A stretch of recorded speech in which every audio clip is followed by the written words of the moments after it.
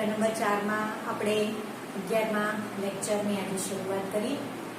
Last લેક્ચરમાં આપણે cyclotron વિશે વાત કરેલી, એની રચના અને એની કાર્યપદ્ધતિ વિશે જોયેલું. હવે આજે એના પર આધારિત બે દાખલા આપણે જોવાના છે.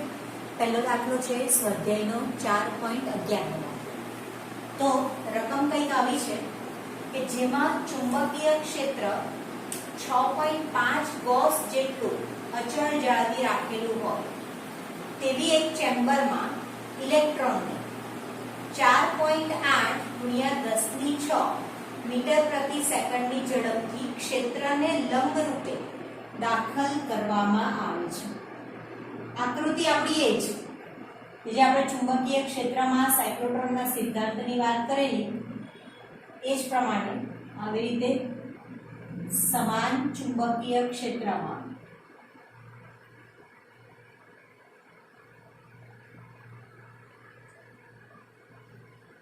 આ રીતે કોઈ એક વિદ્યુત ભારિત કણ ક્ષેત્રને લંબ રૂપે રહીને ગતિ કરે છે. બરાબર? એટલે આપણે એની ગતિ એક ધરી લઈએ કે દાખલા તરીકે એક વિદ્યુત ભારિત કણ છે, બરાબર, અને એ આ રીતે આપણે જોઈ ગયા કે ચુંબકીય ક્ષેત્રમાં હંમેશા વિદ્યુત ભારિત કણ જે છે એ વર્તુળાકાર માર્ગે ગતિ કરે. આપણે એનું કારણ પણ જોઈ ગયા. બરાબર? આ દિશા અને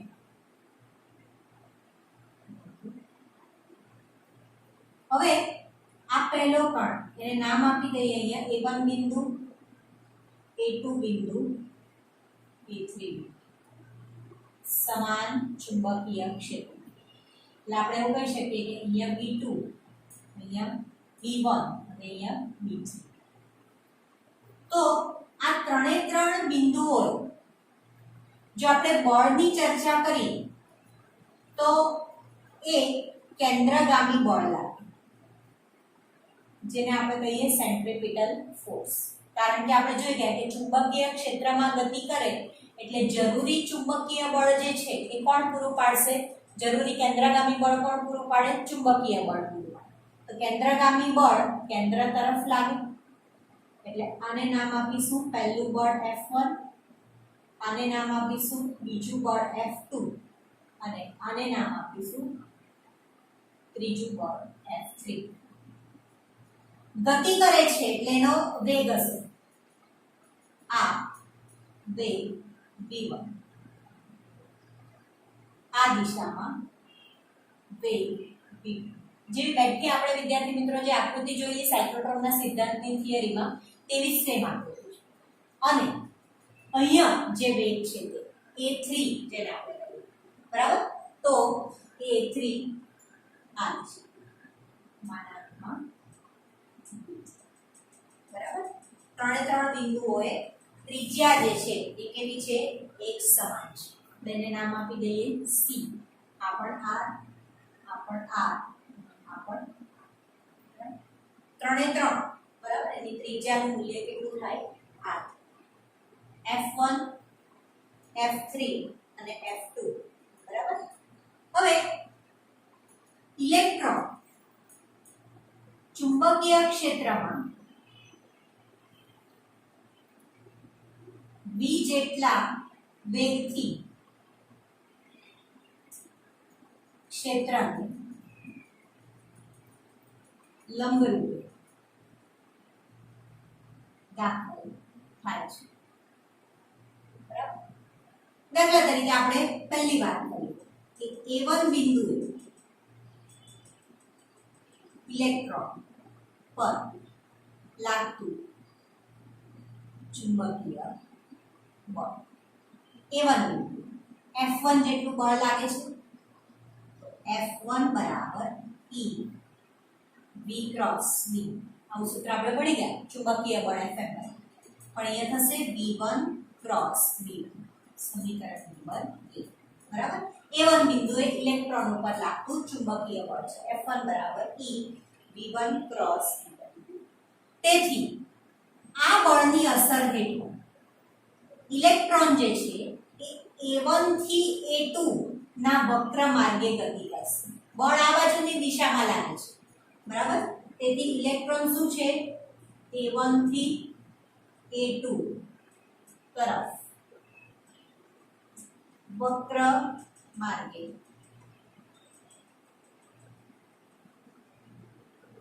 ગતિ કરે છે, બરાબર છે? A1 થી A2 એના વક્ર માર્ગ ઉપર વિચલિત થતો થતો એ આગળ વધે છે, બરાબર?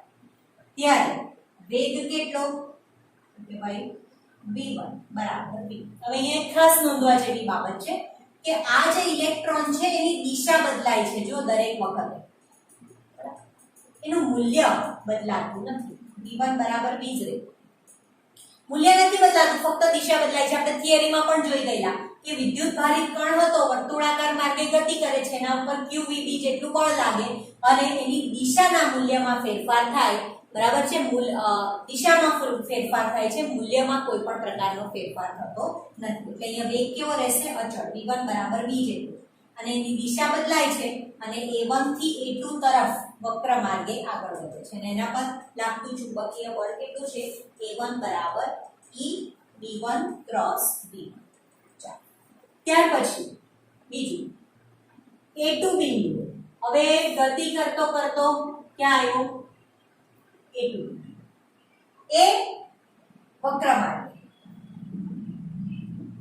ઇલેક્ટ્રોન પર લાગતું ચુંબકીય બળ F2 બરાબર E v2 ક્રોસ v2. સમીકરણ નંબર F2 બરાબર E v2 ક્રોસ v2, બરાબર? આ બીજું બળ, ઇલેક્ટ્રોન પર લાગતું બીજું ચુંબકીય બળ F2 બરાબર E v2 ક્રોસ v2 છે. ત્યાં પણ વેગ કેટલો? v2 બરાબર v થશે. મેં કીધું એમ પ્રમાણે કે વેગના મૂલ્યમાં કોઈ ફેરફાર નથી થતો, ફક્ત દિશા બદલાય છે, બરાબર? અને તેથી ઇલેક્ટ્રોન જે છે એ આ બળની અસર હેઠળ A2 થી A3 તરફ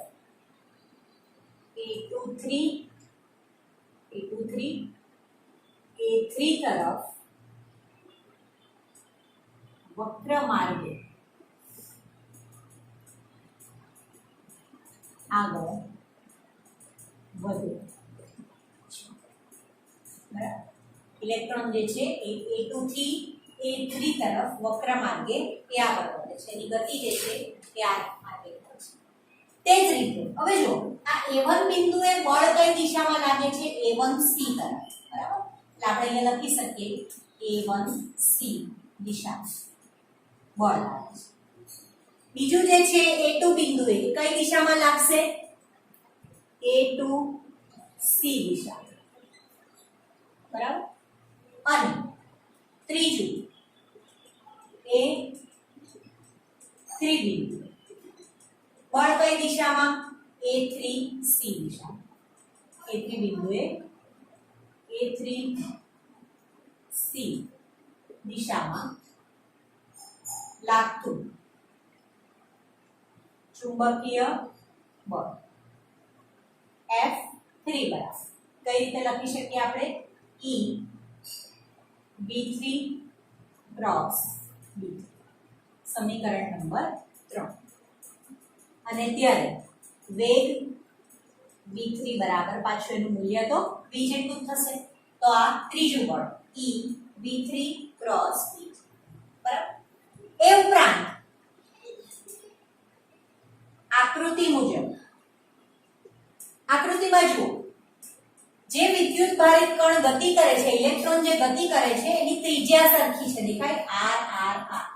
એટલે આપણે લખી શકીએ A1C બરાબર A2C બરાબર A3C બરાબર r. અને ઉપરાંત વેગ v1 બરાબર વેગ v2 બરાબર વેગ v3 બરાબર v. જોયું, અચળ ઝડપથી ગતિ કરે છે. અને એટલે ઇલેક્ટ્રોન અચળ ઝડપથી ગતિ કરતો હોવાના લીધે તે શું આપણે કહી શકીએ, તે નિયમિત વર્તુળમય ગતિ કરે છે. અચળ ઝડપ ક્યારે હોય, જ્યારે નિયમિત વર્તુળાકાર ગતિ કરતો હોય ત્યારે. આપણે 11મા ધોરણમાં ભણી ગયા કે નિયમિત વર્તુળાકાર ગતિ કોને કહેવાય, તો કે ભાઈ કોઈ પણ કણ અચળ ઝડપથી ગતિ કરતો હોય તો એને નિયમિત વર્તુળાકાર ગતિ તરીકે ઓળખવામાં આવે. એટલે તમારો સવાલનો પહેલા ક્વેશ્ચનનો આ જવાબ છે. સવાલ વાંચો, શું કહે છે તમારી રકમમાં, દર્શાવો કે આ ઇલેક્ટ્રોનનો ગતિપથ વર્તુળાકાર બનશે. બરાબર, તો અચળ ઝડપ છે એટલે ગતિપથ કેવો બનશે, વર્તુળાકાર બનશે. બરાબર, આ પહેલો આન્સર આપણો કહેવાય કે શું છે, અચળ ઝડપ છે એટલે ગતિપથ જે છે કેવો બને છે, વર્તુળાકાર બને છે. હવે બીજું શું પૂછેલું છે તો આ વર્તુળ માર્ગની તમારે ત્રિજ્યા પણ શોધવાની છે. તો ત્રિજ્યા શોધવા માટે સૌથી પહેલા હવે ઇલેક્ટ્રોનને વર્તુળમય ગતિ કરવા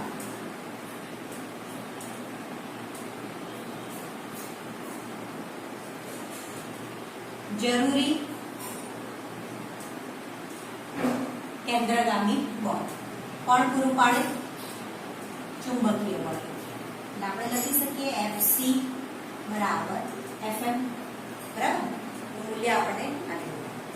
Fc એટલે mv²/r સેન્ટ્રીપિટલ ફોર્સ, અને ચુંબકીય બળ એટલે હું લખી શકું q vv. Fm બરાબર. એટલે હવે આ વેગ જે છે મેં તમને કીધું એ પ્રમાણે કે વારંવાર દિશા બદલે છે. એને દિશામાં ફેરફાર થાય છે, મૂલ્યમાં ફેરફાર નથી થતો. એટલે આપણે એની એક આકૃતિ દોરીએ કે ધારો કે આ વેગ નો સદિશ અક્ષ સાથે થીટા અંશનો કોણ બનાવે છે. વેગ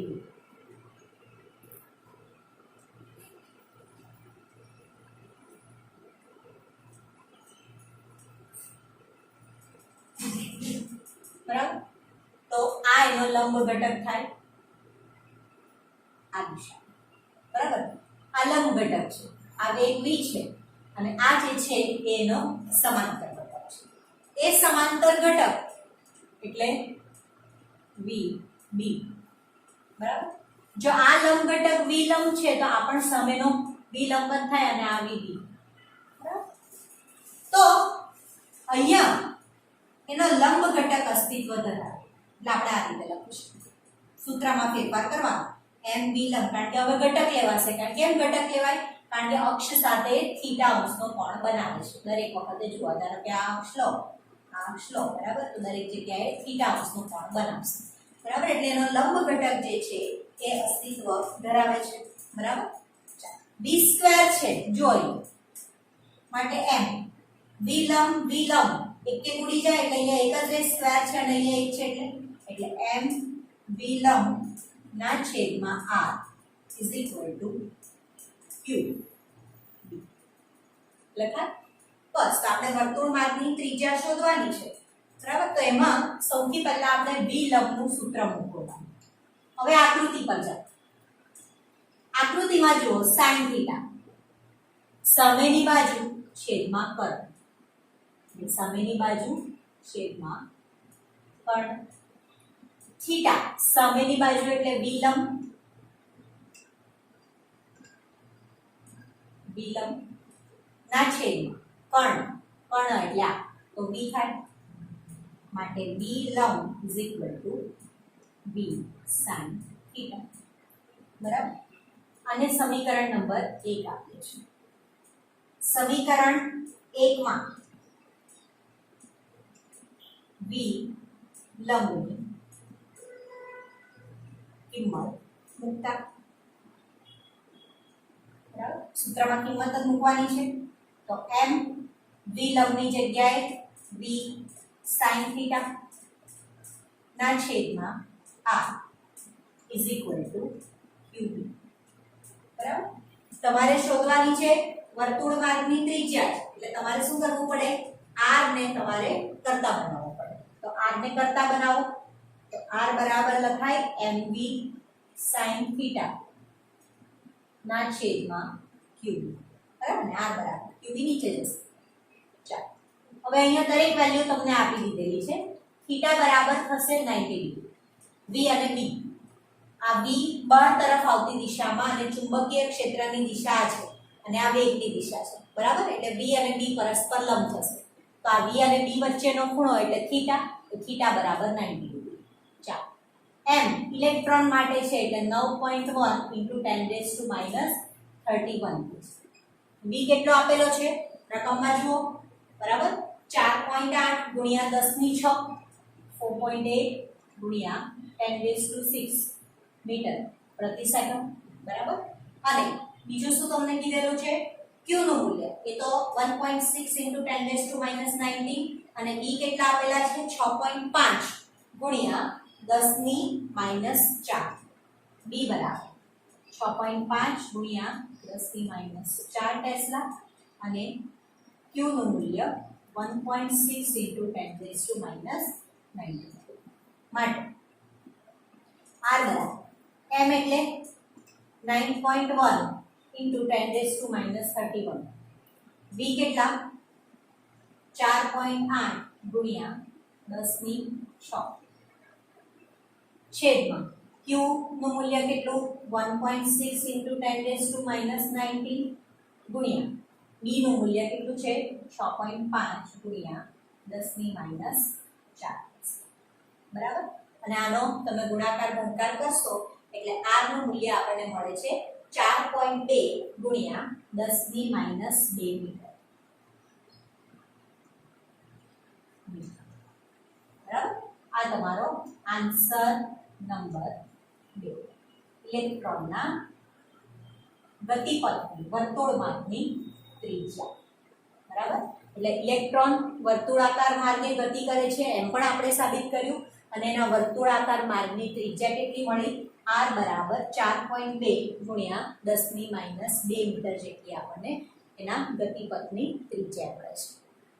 દાખલો નંબર 4.12 વિદ્યાર્થી મિત્રો, બીજો દાખલો સ્વાધ્યાયનો છે. આ જ દાખલા ઉપર આધારિત છે, એટલે તમારે રકમ જે આપેલી છે b અને m ના મૂલ્ય એ બધા 4.11 પ્રમાણે લેવાના છે, પણ તમારે શોધવાનું છે શું એ રકમમાં વાંચો. ઉપરોક્ત દાખલામાં ઇલેક્ટ્રોનના પરિભ્રમણની આવૃત્તિ તમારે સૌથી પહેલા શોધવાની છે. હવે m દળ ધરાવતો ઇલેક્ટ્રોન છે. બરાબર, m દળ છે, q વિદ્યુતભાર અને b જેટલા ચુંબકીય ક્ષેત્ર એ v જેટલા વેગથી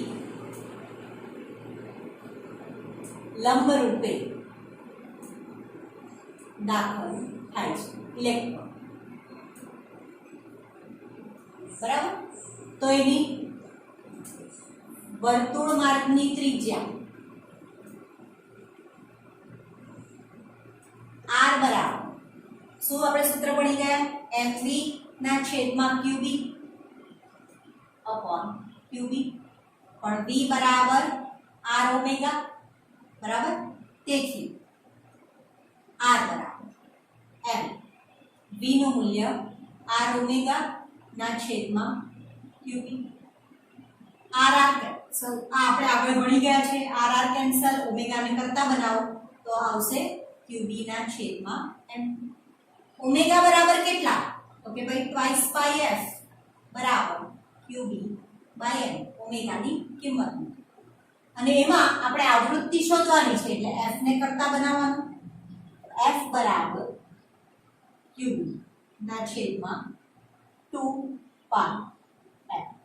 બરાબર, આવૃત્તિ માટેનું આપણને સૂત્ર મળે f બરાબર qb ના છેદમાં ટ્વાઇસ પાઈ, જ્યાં b બરાબર આગલી રકમ પ્રમાણે છે 6.5 6.11 માં જોઈ, સોરી 4.11 માં જોઈ લેવાનું.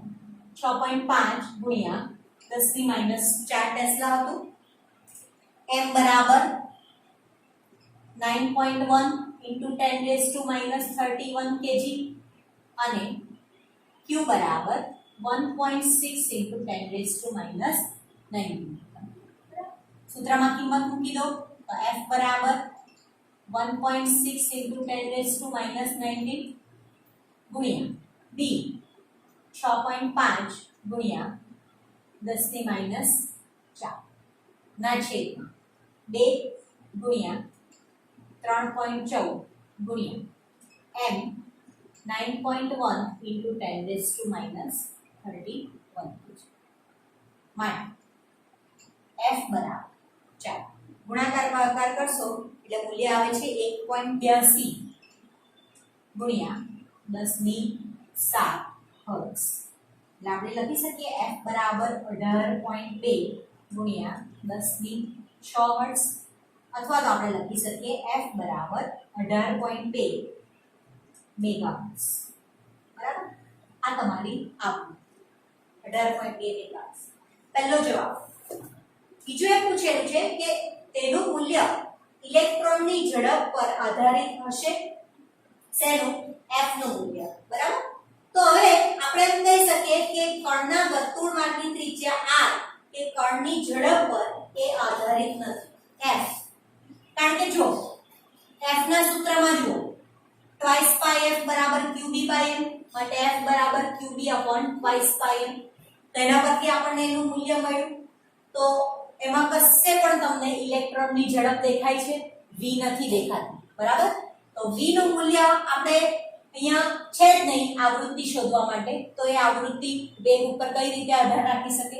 એટલે તમારે છેલ્લે લખવાનું કે પરિભ્રમણનો આવર્તકાળ પ્રસ્તુત કિસ્સામાં પરિભ્રમણની કોણીય આવૃત્તિ, પરિભ્રમણની આવૃત્તિ તથા પરિભ્રમણના આવર્તકાળના મૂલ્યો કણના વર્તુળમાર્ગની ત્રિજ્યા કે કણની ઝડપ પર આધારિત નથી. બરાબર છે, ત્રિજ્યા કે ઝડપ, ત્રિજ્યા પણ કશે નથી, ઝડપ પણ કશે નથી. બરાબર, એટલે r કે v પર આધારિત નથી. કણ, આવૃત્તિ કે કોણીય આવૃત્તિ. બરાબર, f નું મૂલ્ય તમને પૂછેલું છે તો આપણે એમ કહી શકીએ કે ઓમેગા કે પરિભ્રમણની આવૃત્તિ f કે પછી કેપિટલ T.